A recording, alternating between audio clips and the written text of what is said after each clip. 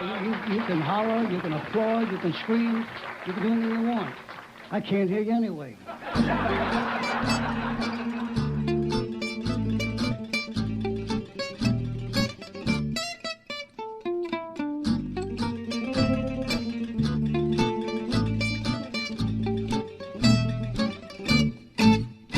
Welcome to Salt Lake Dirt. I'm your host, Kyler Bingham.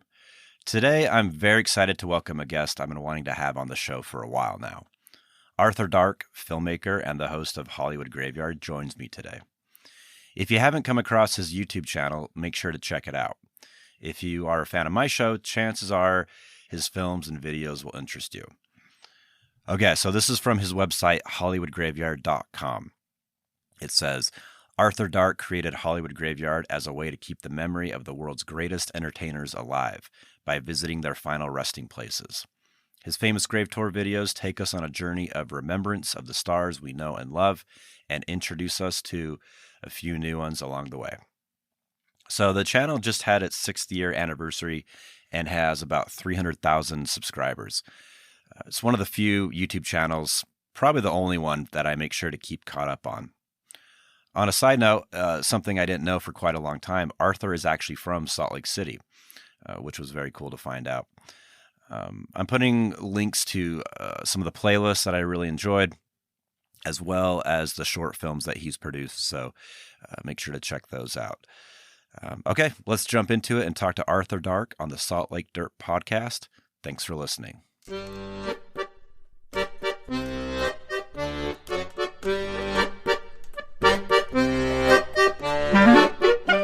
Arthur Dark, thank you so much for joining me today.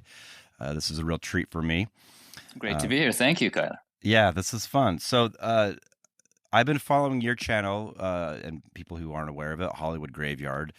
I'm not a big YouTube guy, but this is one channel that I like look forward to seeing the videos, and I have the notifications, and I'm always like watching them immediately. So I should say you're a filmmaker and the host of Hollywood Graveyard, which is like almost at 300,000 subscribers last time I checked, which is incredible.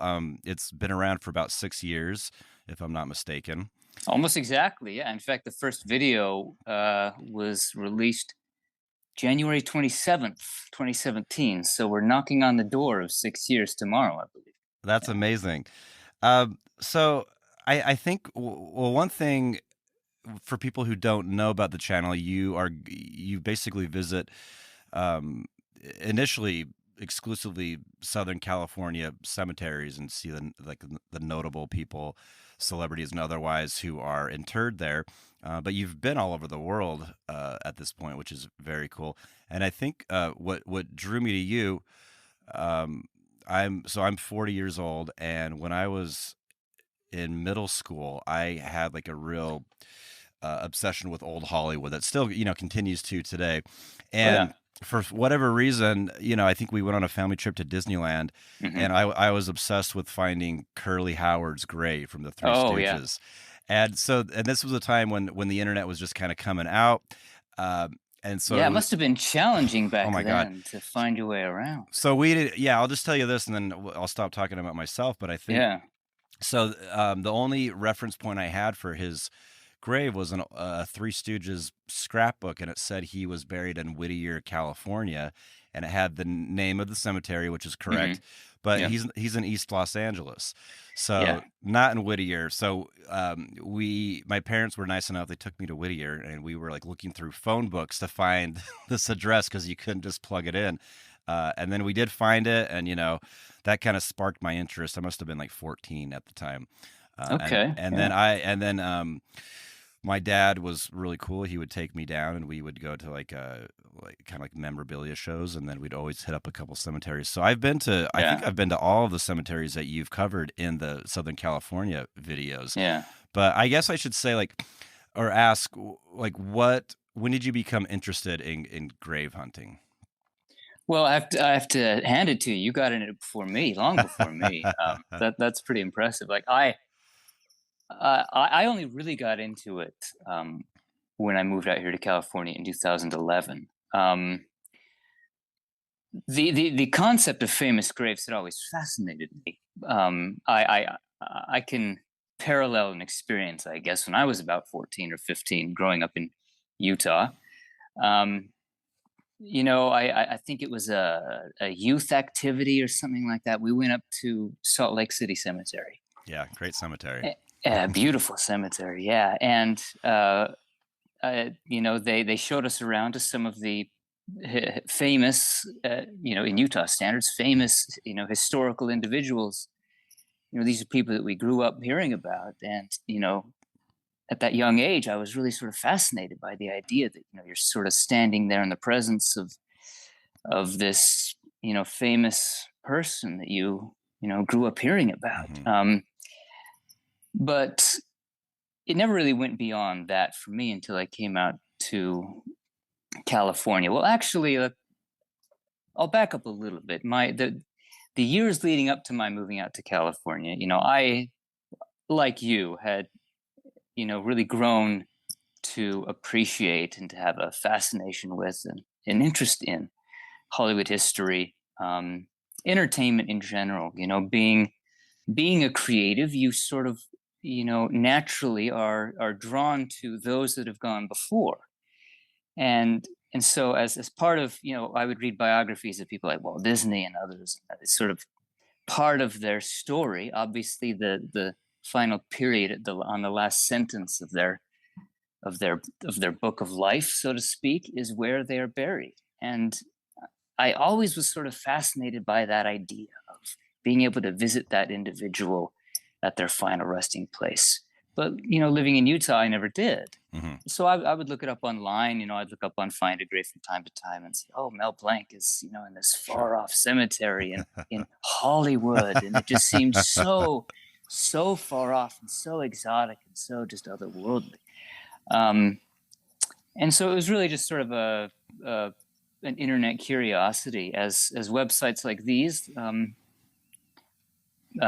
made, I guess, grave hunting far more accessible than it probably was when you were down there when you were 14. It was just sort of a remote fascination for me. But then when I moved out here in 2011, I had the chance to actually put boots on the ground and visit these sites for real, and that's when it really took off.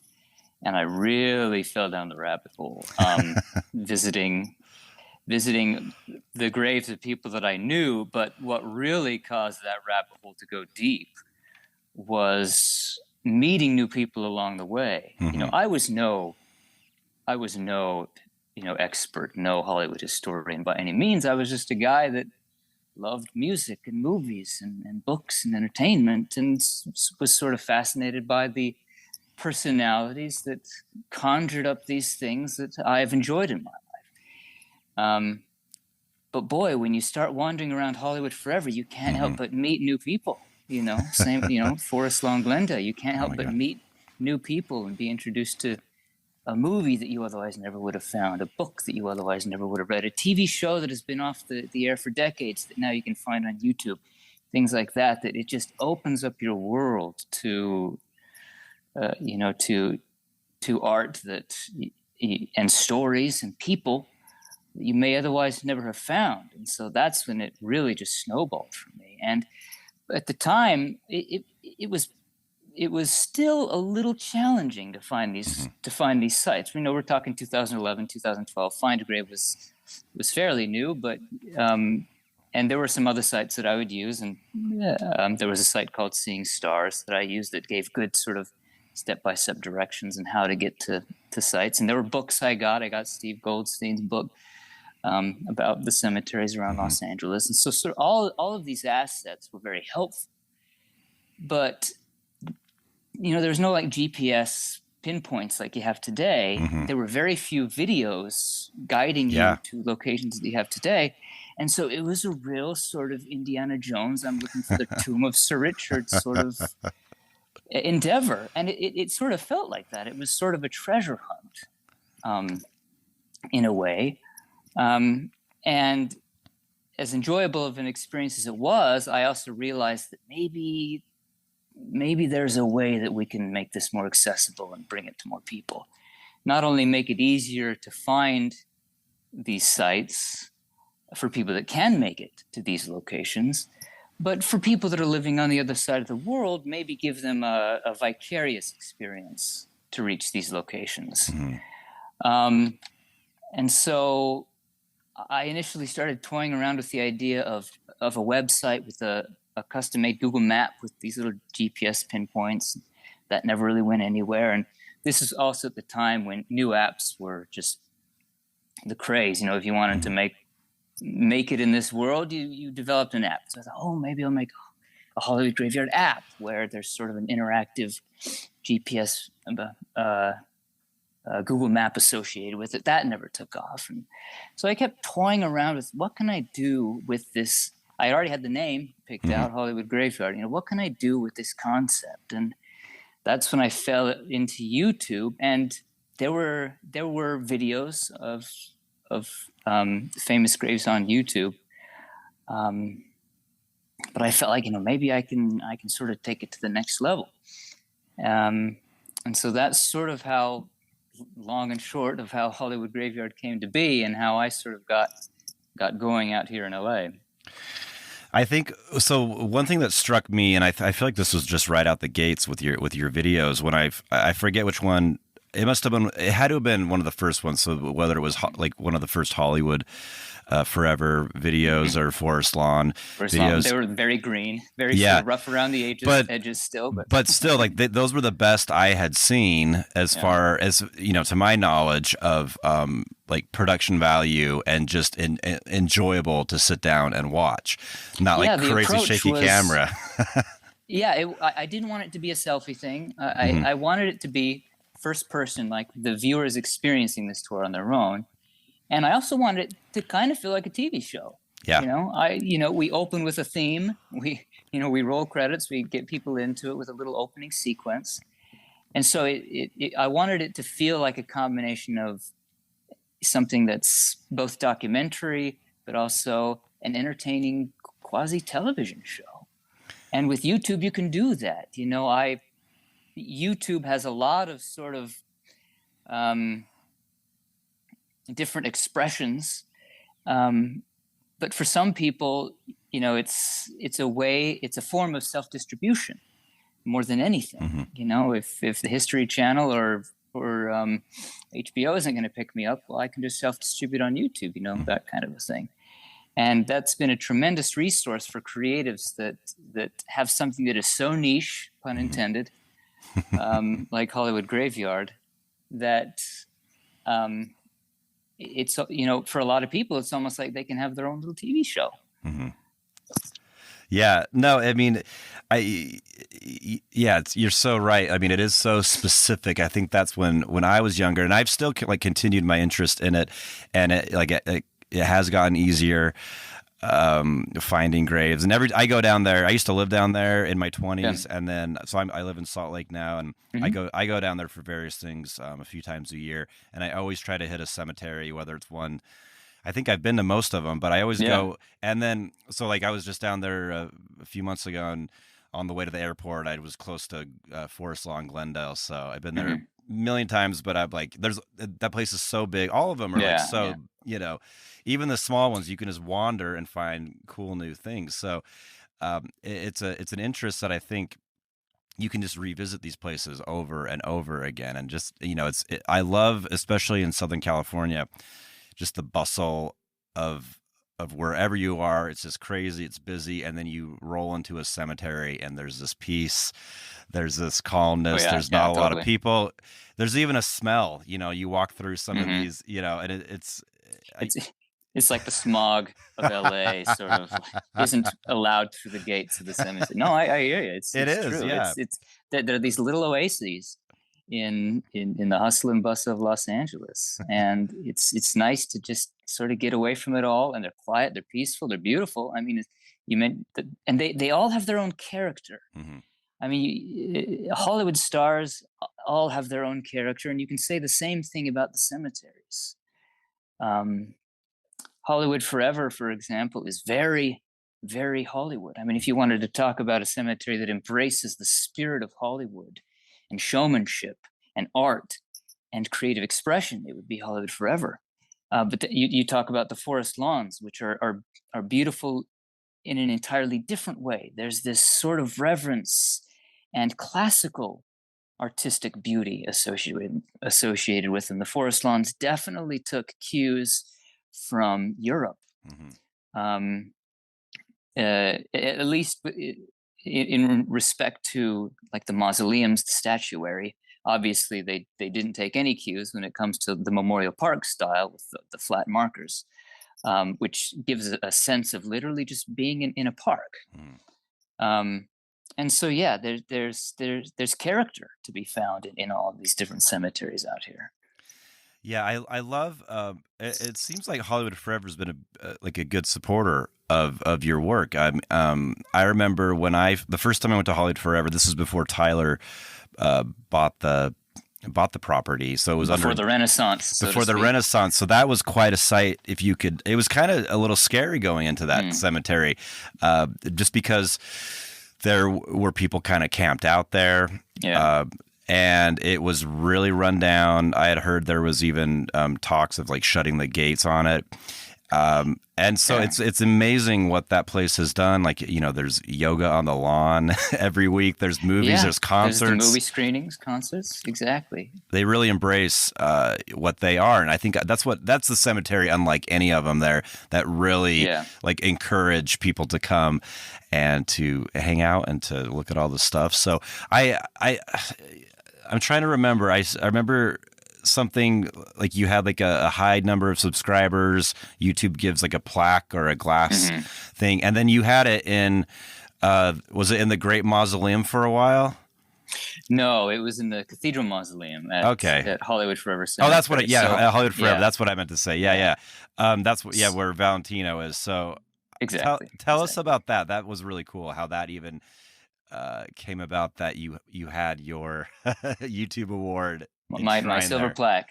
Yeah, so 100,000 subscribers, YouTube sends you a little silver plaque, and I wanted to find a way to sort of share that with the viewers and the subscribers, because obviously it's a reflection of them. It's a reflection of the support that they have given me, which has kept the channel alive for 6 years. When I started Hollywood Graveyard, I had sort of a greatest hits list of cemeteries and videos I wanted to do, and after that I had no intention of, or at least I didn't anticipate, I couldn't fathom I would still be doing this 6 years later and going to places like Switzerland and Italy and New York, but that's all because of the support of the subscribers.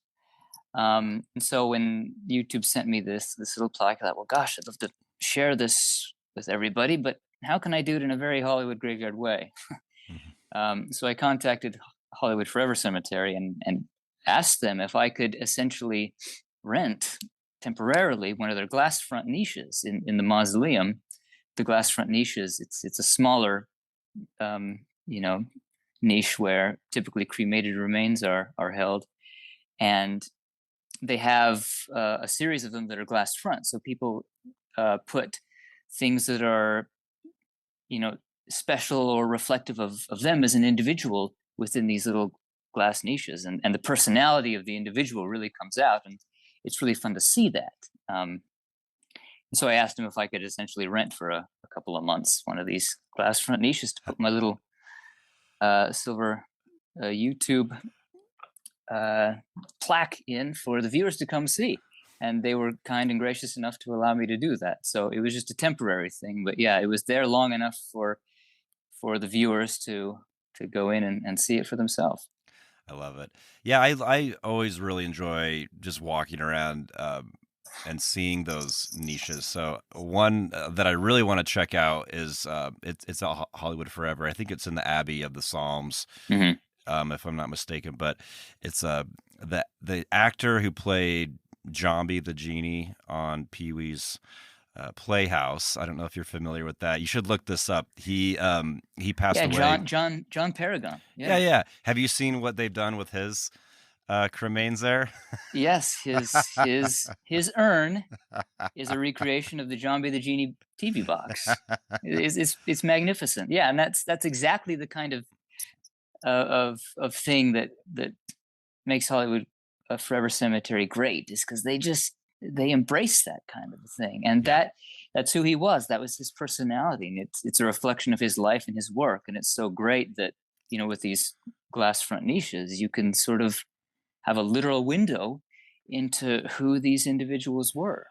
Yeah, that's great. I have an acquaintance of mine. He used to run across the street the dearly departed tours, directly across the street. Scott Michaels. Scott Michaels, yeah. Yeah, Scott Michaels. Great guy. He has he's purchased his crypt in in the cathedral mausoleum a long he'll time be in ago. the cathedral. He'll be in the great. cathedral. So I thought that was cool. Here's just kind of a fun question. If you had to pick one of the cemeteries in Los Angeles, where would you choose to be interred, in what capacity?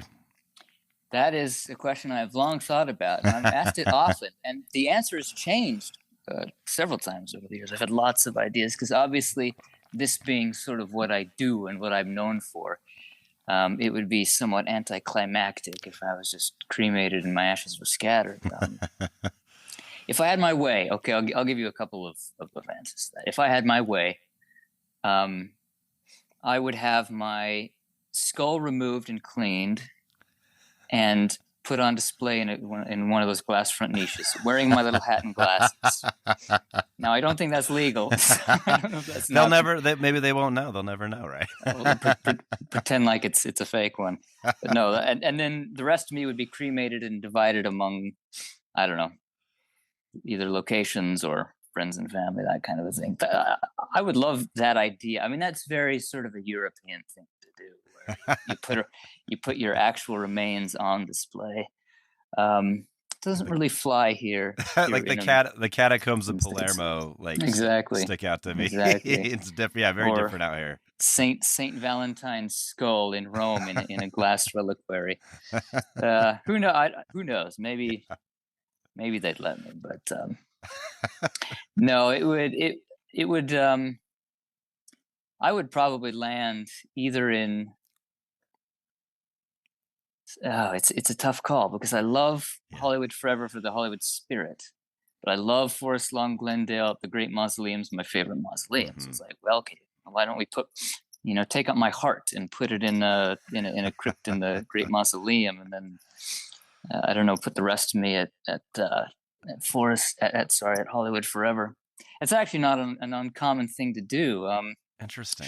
Chopin. If you've watched our video, Chopin was buried in Paris at Père Lachaise, but being, where was Chopin from originally? Let me just Google it real quick so I don't misspeak.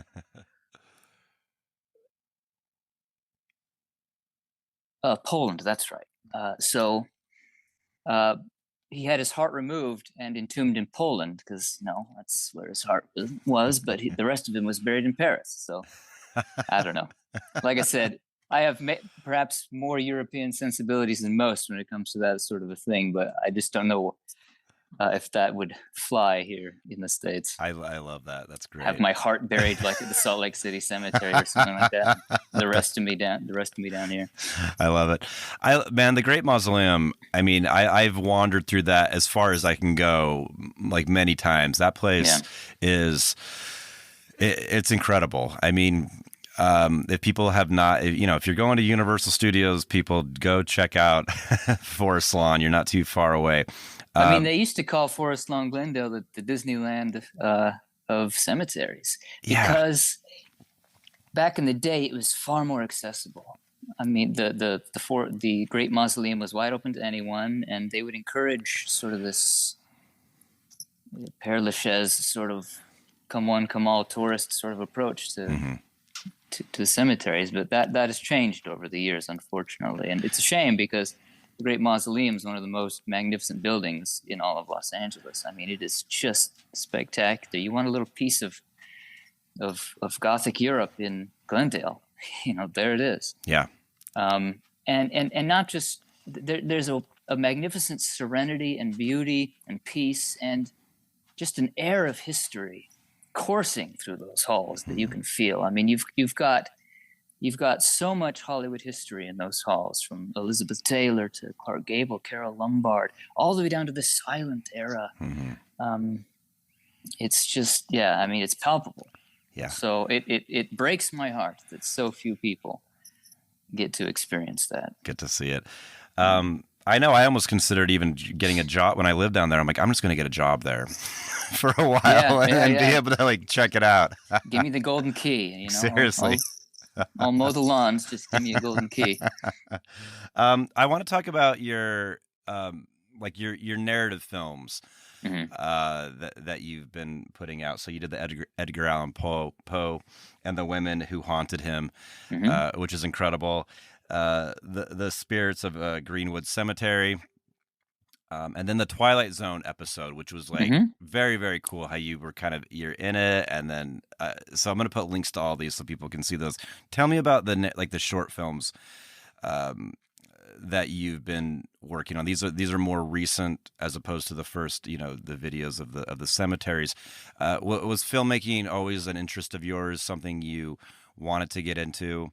So I guess you could speak to that a bit, and then tell us about whatever of those films you want to chat about, or all of them. I really enjoyed the shorts or the narratives. So I'd love to see them to keep coming. Well, they will keep coming. So yeah, as the channel grew, obviously you want to grow with it. You want not to stagnate. You want to obviously people love the famous Grave Tour videos. So those continue, but we wanted to introduce new and more daring, I suppose, content, more challenging, and so sort of incorporating narrative stories while still feeling like it's under the umbrella of Hollywood Graveyard. That's something that we've started to do over the last couple of years. The first endeavor was the Twilight Zone special that you alluded to, and the way we approached that was, my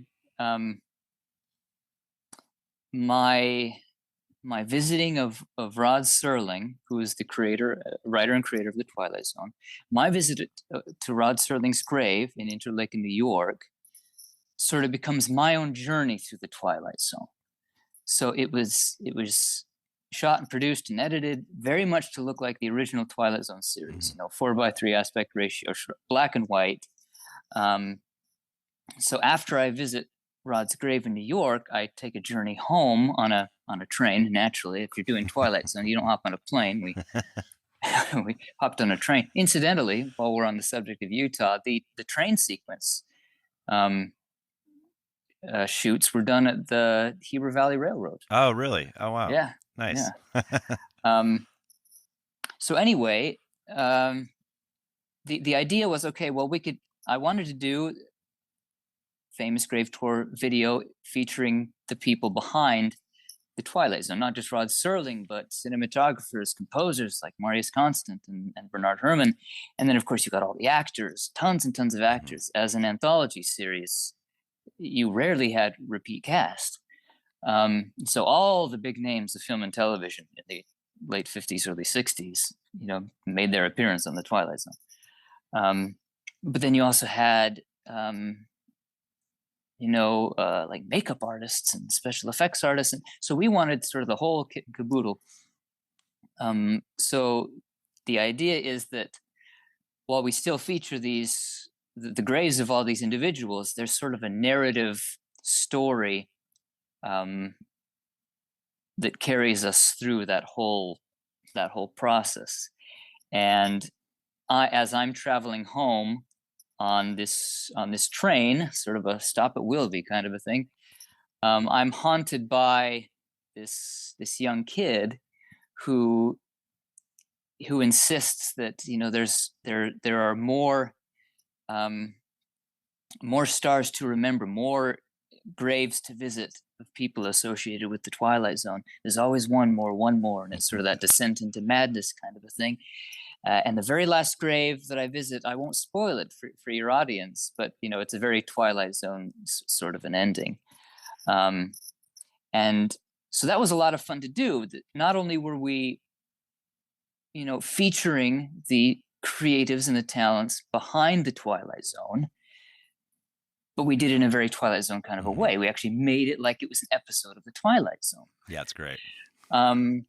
And the success of that video, you know, helped us realize that, okay, this is something that the audience enjoys. It still feels like Hollywood Graveyard, but it's a chance as a filmmaker to grow and to do something bigger and more ambitious. And so we've just started to, about once a year, tried to put out on the channel something that is in the spirit of an original narrative, a short story, a short film. The next one that we did was The Spirits of Greenwood Cemetery, and this was the first video on our channel that was not a famous grave tour at all. It was just a short film, but it again, it still felt like Hollywood Graveyard because it was inspired by a story that we had told from one of our previous videos, and it takes place in a cemetery, and that kind of a thing. It has a very old Hollywood kind of a feel. It's about a story of, during Prohibition era, speakeasies could be found just about everywhere, and that included in a cemetery. There was once a speakeasy that was operating at a cemetery, and local residents would hear strange noises, from deep within the cemetery late at night, hooting and howling and music, and people thought that the cemetery was haunted. Well, it turns out it was just a speakeasy operating in like the maintenance man's shed. So I thought that was just too fun a story not to try to make into a short film. So it was a chance to just make a fun little short film and write some music and yeah.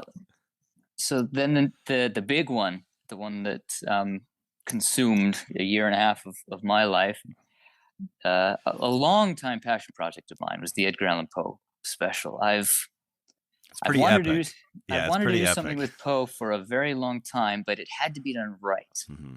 We had to be sort of ready for it. And so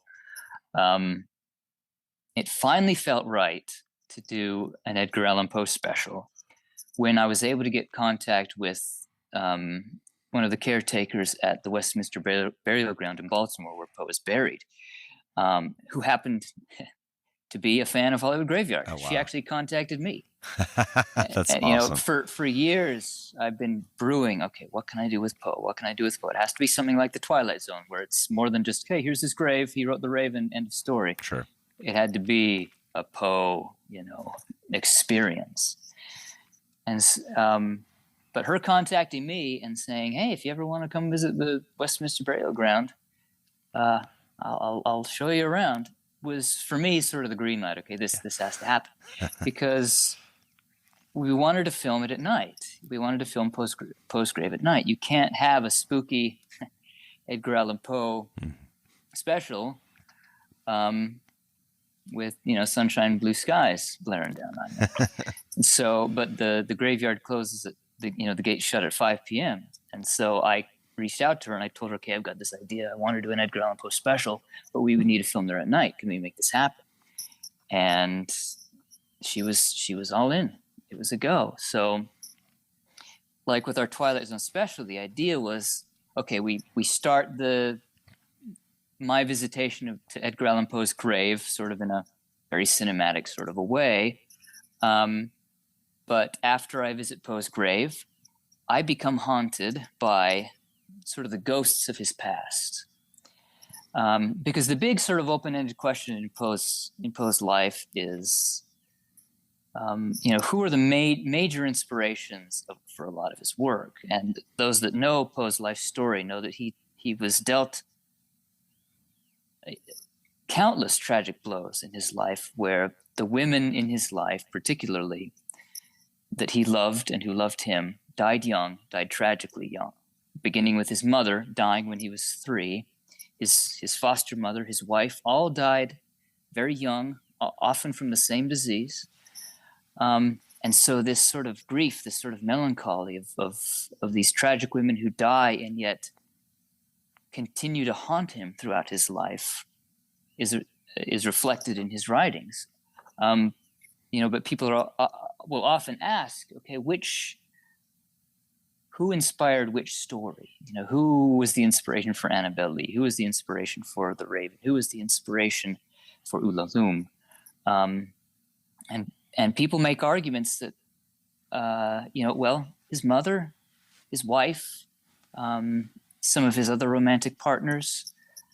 So this question that I ask, sort of standing at his grave, I guess you could say, conjures the ghost of these women to haunt me, and then she essentially hijacks the tour and takes me to the graves of all the women in Poe's life who have haunted him. Mm-hmm. So we visit, after Poe, we visit the grave of his mother Eliza. We visit the grave of his foster mother Frances. We visit the grave of one of his a woman who was very dear to him as in his youth, Jane Stannard, and then of course his wife Virginia, and some of the women in his life who were creative inspirations to him, like Frances Sargent Osgood. And each time we make a compelling case that, oh, this is the woman who is haunting me, aka the woman who haunted Poe. And then at the end, there's sort of this big coming together moment when I'm reading Annabel Lee. I won't spoil it again so that your audience can enjoy it in full, but that was the big story that we wanted to tell with Edgar Allan Poe, was not just to visit his grave, but to visit the women who inspired some of this masterful work, from The Raven to Annabel Lee. And we wanted to do it in a very Edgar Allan Poe sort of a way. So it really feels, like the Victorian era sort of ghost story, if you will. So that was our Halloween release for last year. Most of our videos are very, as you know, and if anyone that's seen the videos knows, they're very bright and positive and celebrations of life. But I also love the other side of graveyards and cemeteries, and I love spookiness. I love a good ghost story. And so, the Edgar Allan Poe video was a little darker. It channeled, some of our favorite horror stories, obviously inspired by the writings of Poe. And so it made for sort of a perfect Halloween release. And Edgar Allan Poe died on October 7th, 1849. So we actually released it on October 7th, the anniversary of the day that he died. And it was a big production too. I mean, we spent a good week or two on the East Coast, because all the grave sites that we visited were on the East Coast. And then we did a lot of our recreations here around Los Angeles. So in addition to visiting the graves and sort of telling the story of Poe and these women in his life, we recreated these little vignettes. And that's what, to really give it a docudrama short film sort of a feel. We recreated moments in his life. So that meant finding, Victorian looking locations and Victorian dresses and that kind of a thing. And it was a huge undertaking, but so much fun to do. And then at the end, we even got to write some original music for it, a film score and a couple of songs. So as far as the scale, the Edgar Allan Poe video is by far the biggest thing we've ever done. Yeah, it's pretty. Oh, go ahead. I was just going to say, and hopefully, bigger and better things to come going forward. That's exciting. Always looking up. Yeah, and like I said, it is epic. People definitely need to check it out. And I do want to ask you about, especially like with filmmaking, when you're getting at the level where it's like you have to collaborate with people, and you have some pretty incredible collaborators. The guy who does the music for Hollywood Graveyard, incredible. There's that Twilight Zone album that's available, which is, I play that all the time. And then Satin Puppets, who I'm a big fan of as well. So I would just love to hear you talk about some of the people that have kind of helped some of these projects happen, make them so, unique and special and great. Oh, of course. Well, Hollywood Graveyard, the normal videos, fortunately, are fairly easy for me to tackle on my own. And Giuseppe, the composer, Hollywood Graveyard composer, Giuseppe Vastapoli, we met at USC back in 2011, studying film music, actually. And as I was developing this idea for Hollywood Graveyard, I approached him about it. And he had sort of a similar idea as well. He when I came to him about an app for famous graves, he was like, I thought about doing the same thing too, and so it was something that had crossed his mind. And so we started toying around with the idea of, okay, well, maybe we could do, a YouTube video sort of approach. And he actually had far more experience with cinematography than I did at the time. And so the idea was that he would film and I would write and narrate and, be the tour guide sort of a thing. And we sort of experimented with that. And it didn't really work to have me on camera. It was just far too complicated. And so that didn't really pan out. But at the same time, Giuseppe, he's a far more talented composer than I am. I'll admit that any day. He's actually he's both classically trained and jazz trained. He has a very strong jazz sensibilities, and he plays in jazz bands, and that's sort of his forte. And with Hollywood Graveyard, I wanted that old school feel for the music. I wanted it to feel like Jazz Age, old classic Hollywood. And so I approached him about, well, if you're not going to, be the camera guy, what about being the music guy? Mm-hmm. And he was all for it. And so I will never underestimate the value that his music has brought to the production. I mean, his music is very much part of the character of the videos. And then we've continued to collaborate. We actually both wrote music for the Twilight Zone video. We both wrote music for Spirits of Greenwood Cemetery, and we both wrote music for the Edgar Allan Poe special. But you're right that anytime you want to step it up and create something more like a narrative short film, it snowballs very quickly. You need a lot of help, and it gets very complicated very fast. And so I'm fortunate through USC to have made a lot of very talented filmmaking friends. Mm-hmm. That have helped with cinematography, with basic production,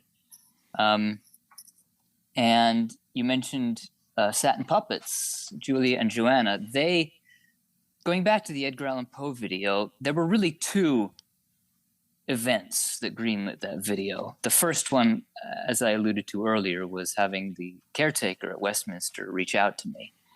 But the second one was, well, I have this idea. I need a ghostly woman to essentially be the lead, the main character. I mean, aside from, I'm the host, so to speak, but I'm just kind of there along for the ride in the movie. The main character is this ghostly figure that haunts me throughout the video. But given the complicated nature of the shoot, the fact that, we're going to do a week back east, and it was very spread out. It wasn't, okay, we're gonna set aside 2 months and we're just gonna shoot it all like a normal movie is done. It was literally just peppered throughout about a year and a half.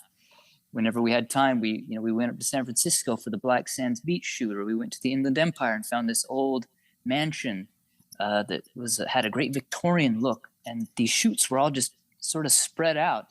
And we couldn't afford to have like a makeup artist on set or a costume designer on set. So I basically needed to find someone who could handle all of that and would be totally on board to being a full-on collaborator, not just a hired actress. It's a completely different story when you're hiring an actress versus, bringing on a full-on collaborator. And I was just browsing Instagram and I happened upon Julia's profile, and it was instant. It was like, she has the look. She absolutely has the look. But I had no idea where they were or where she was, I should say, or if she had any acting experience. So I started to dig a little deeper, only to discover that she has a twin, an identical twin. And Jackpot, right? the gears started rolling in my brain. I was like, oh my goodness, we could totally utilize that to such wonderful spooky effect, having two of them. And so out of the blue, I emailed them and said, hey, I'm this random guy that you don't know. I have a YouTube channel. We want to do an Edgar Allan Poe video. Would you be in for being the lead actresses / makeup artists / costume, / and it turns out they also sing, so / vocalists. And we had a quick Zoom, and they were in, and they made that film. I mean, in so many ways, I can't overstate the spirit that they brought to that film, the character that they imbued into that ghostly character. Just would not have been possible without those two. And they were such wonderful collaborators because they were so willing. They were just so passionate about the project that they brought so much more than just we're the lead actress. They helped find locations. They helped find props, like the Edgar Allan Poe, the big book that she opens at the beginning. They found that in an antique shop, like a week after we had this conversation. It was just so serendipitous. And then they were like, let's sing, let's make some music too. So the sort of the haunting vocals that you hear throughout the score and the Eliza song, that's them singing as well. So it was just such a treat. I feel so lucky to have found them, so lucky that they were such wonderful collaborators and so talented. That for those that haven't seen the film, you're in a real treat. And a lot of that is thanks to Julia and Joanna and what they brought to the film. Yeah, they're incredible. I love watching their videos and listening to their music. It's just it's so haunting. It's great. Yeah. So you also wrote a book. Let's talk about your book, Zombie Junior, which came out. So it sounds like this came out about the same time that Hollywood Graveyard Channel kicked into gear, roughly. Yeah. Tell us about the book. Yeah, tell us about the book, and tell us about your interest in writing long form novels. And can we expect more in the future? Not that we're like, give us more content, right? Yeah, exactly. Well, it's just I've always been a passionately creative person, but I fell into that tragic category of jack of all trades but master of none, because I want to do everything, but then I want to move on to doing something else before I get really good at doing something. And so but Zombie Junior, I actually started writing that back in about 2006, 2007, long time ago. And I would actually wander around Salt Lake City Cemetery just to sort of get in the mood, get in the vibe, about this young zombie boy who crawls out of his grave at night. And it's a middle grade reader, so it's sort of a younger audience, but it's written in such a way to be enjoyable for Halloween lovers and spooky lovers of all ages. I, after writing that book and trying to get it, I could not get the thing published. It's just such a hard, kids' books, are a dime a dozen. It's such a hard market to break into. So I just self-published it. I got to the point where it's like, agents aren't going to bother. So fortunately, there are resources for self-publishing nowadays. So I just self-published it, and I got very lucky with the cover art. I've been a fan of Chris Grimley for a long time, and I thought, his art would be so perfect for this book. So I reached out to him, pitched him the idea, and he was gracious enough to take me on and to make a really cool watercolor painting for the cover. But yeah, I mean, it's another expression, so to speak, of my love for stories from the graveyard. And while that one's entirely fictional, it's just another way for me to tell stories from the graveyard. And I've toyed around with the idea of writing a sequel, because people are very positive about it, even though it's self-published and it's not widely distributed. Those that get their hands on it are very positive about it. I've had a hard time justifying, every time I start to think about writing a sequel, I'm like, well, the first one didn't get published. Why write a sequel? I suppose if there was a demand for it, if people started to come out of the woodwork and said, hey, we want to know what Junior's up to next. We'll see. But I was fortunate enough through Zombie Junior and through Hollywood Graveyard to have Calm contact me about writing some calm sleep stories for kids, sort of in the same spirit of Zombie Junior. So I've written and narrated 2 sleep stories for Calm about a young ghost named Nifty.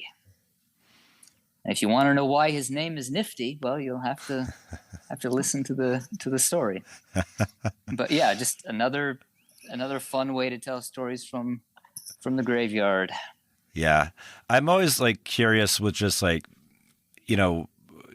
with me, I write, but I have my career, my thing that I have to do to exist. And, I was just, amen. I was just up at Sundance, covering the film festival up there.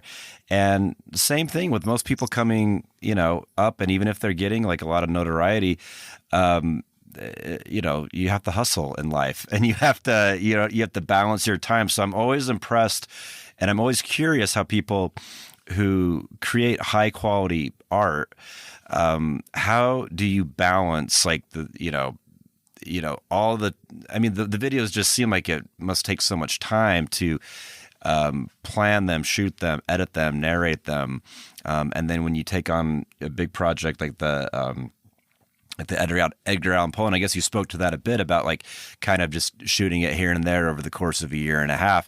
How do you schedule your time? Maybe that's too not creative to talk about, but it has to be on some level. You have to plan when you're going to do something, otherwise stuff just does not get done.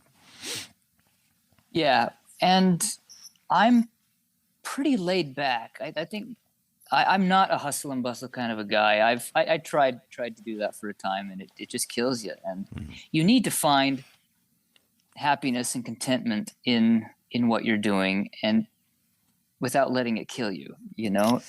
I see some of these YouTubers, and if they that are putting out a video a day or 2 or 3 videos a week, and I'm like, I cannot do that. That would kill me. So, all power to them. If they can do it, that's great. But for me, I need to take my time to do it right and to do it well. And so I suppose I'm a species of YouTuber that emphasizes quality over quantity. And that's not to say that putting out a lot of content very frequently isn't good. There's definitely an audience and a market for that. But my brand is only about 1 video a month. When Hollywood Graveyard first started, I was able to do, I set a schedule of once every 2 weeks doing a video, and that almost killed me. It got to a point where I think the audience, maybe for a time, was a little disappointed that they weren't getting their twice monthlies.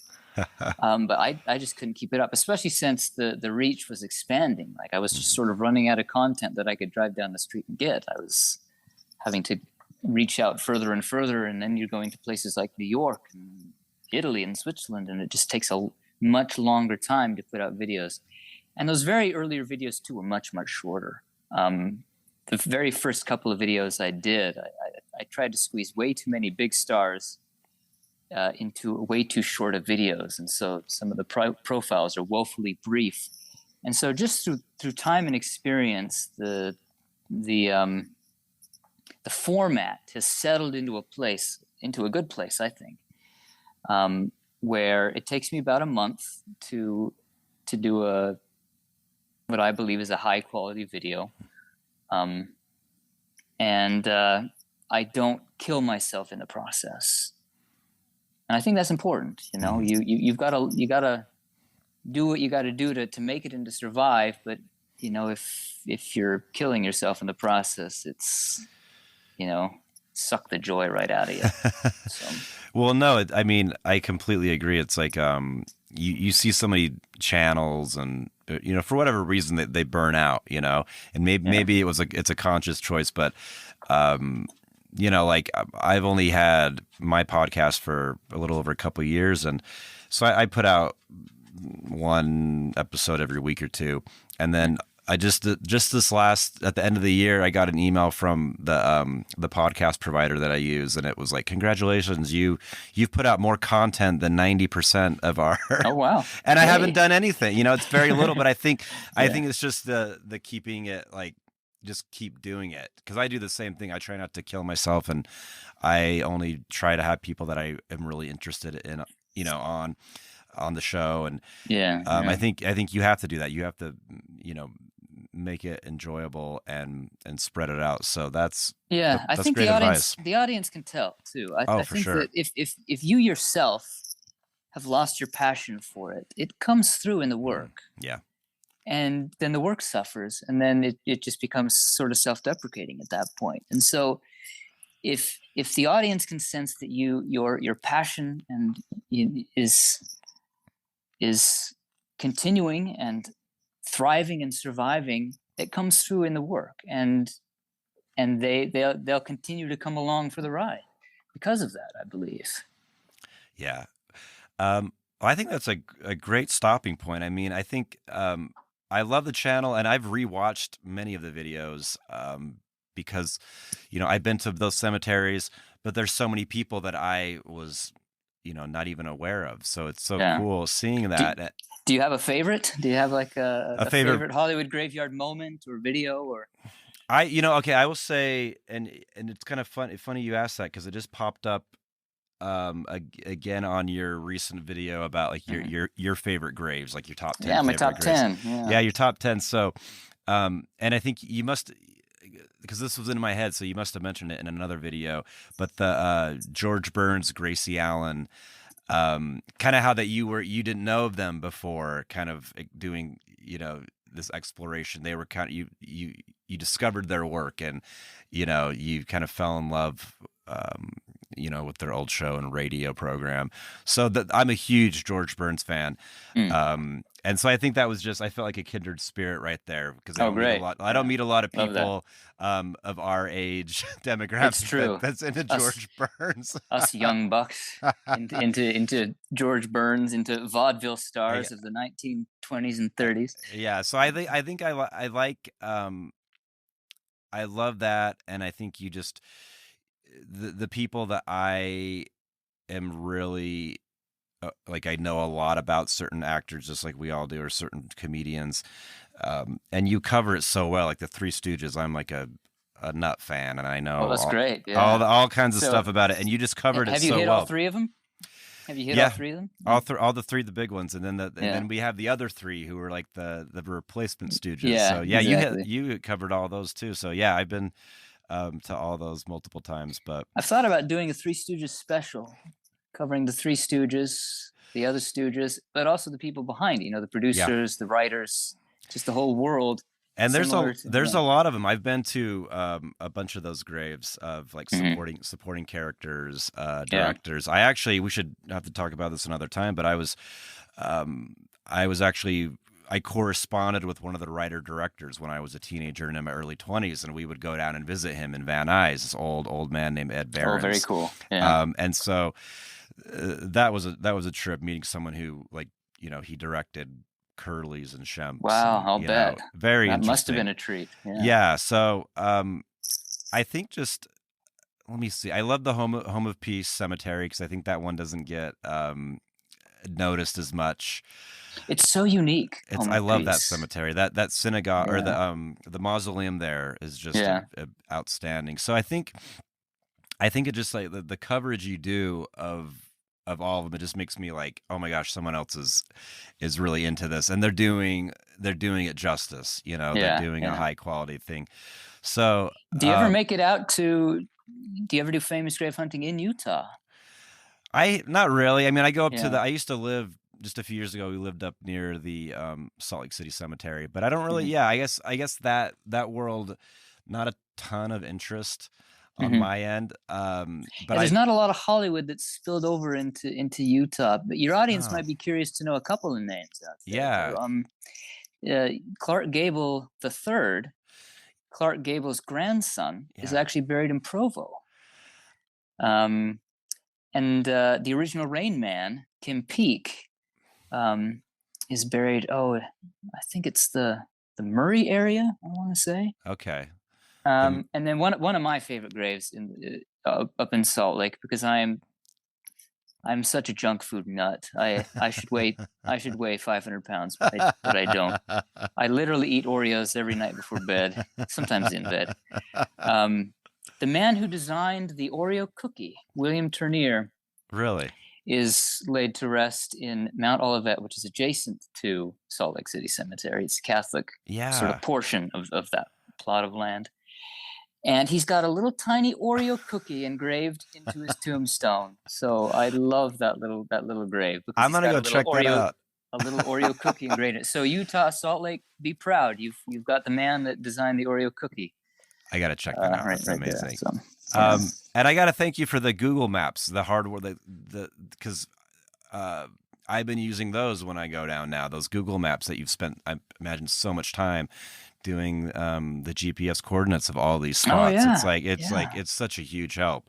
I'm glad they're helpful, because that's literally how I find my way around. Like when I'm preparing for a tour, sitting here in my tiny apartment on Google Maps, I literally map it out, drop pins, and then so that when I'm on site, I just have my phone out and I GPS my little blue dot to line up with the little marker on the map, and there's the grave.